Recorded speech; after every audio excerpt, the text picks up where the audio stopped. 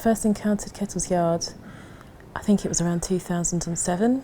I went into like the first room and it looked quite familiar. Like it was kind of some furniture and some works, some well-known things, some kind of quite iconic pieces by well-known sculptors. But on the bureau there was a small glass dish that had kind of holes in it with these feathers kind of very precisely placed in them.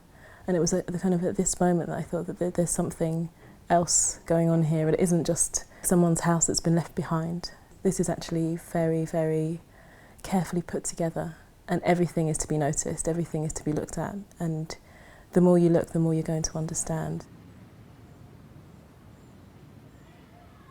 I was becoming interested in trying to find a way to work with more natural materials. I was thinking about it specifically in the journey that you take towards the library. There are several kind of natural objects kind of placed around. There's kind of the seed pod that looks like a bird. It suddenly kind of gave like a moment of epiphany. Like there was this kind of sense that it's about kind of sharing them and looking at them and understanding that these things are remarkable. And so by merely handling them or positioning them in such a way that you can make them into very kind of performative, elegant objects. There's an idea of extraction that I've kind of used in the exhibition at the Hepworth. So in looking at certain objects from the house, I've kind of distilled or kind of extracted certain moments. So a jumper in a Christopher Wood painting, or the beauty of the stone in a piece of alabaster.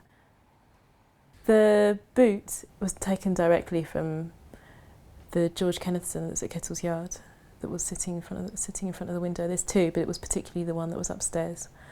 And I just had to know what that material felt like to work with.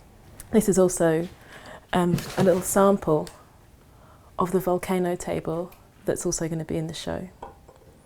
And the Volcano Table was made as an image from my archive.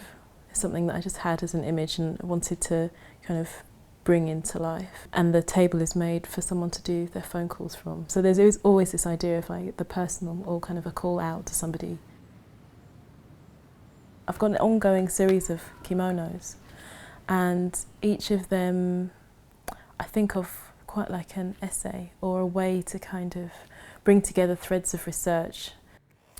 This is the Christopher Wood kimono, and the pattern is taken from a painting of a self-portrait that he made, and he's wearing this jumper with this pattern on, and this seems to be kind of like the focal point of the painting for me. So each triangle is hand cut and sewn and measured. I see them the closest I can get to painting in a way. I love the idea of a frame or like something which is flat. And the kimono, it's almost like a cookie cutter, you know, you can kind of, or a die cut that you could kind of take an image and put the template, this kind of T over the top of it, and then you have something which is simultaneously an image but also an object. And to discuss it as a kimono also then draws on references to Japanese culture or Japanese theatre, to No and Kabuki theatre, but all the time for me it's very much about bringing together several levels of research and kind of suffusing them with an image.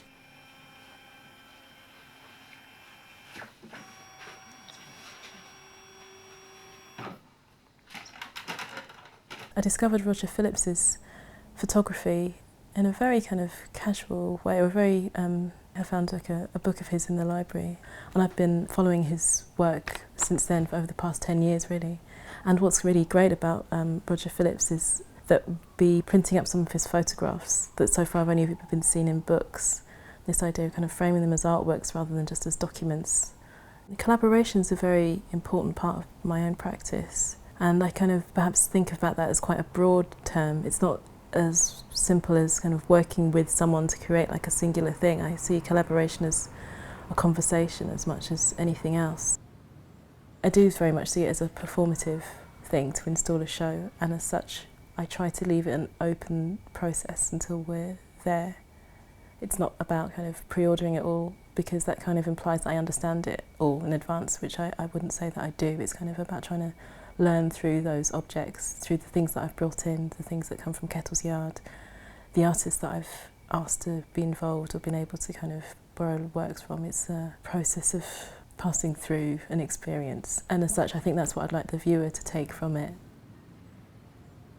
It's kind of overwhelming, the generosity of Kettle's yard. It kind of gives so much, or the more you look, the more you see. It makes me understand the things in the house or a lifestyle, but it also made me understand the works outside of the house to a greater degree as well, about how people live with things, or that you can live with an art object the same way you could live with your books or with a natural object. But there has to be a certain degree of work to kind of bring those things to life. And I think that's what research is for me, and how I try to kind of share that with the viewer.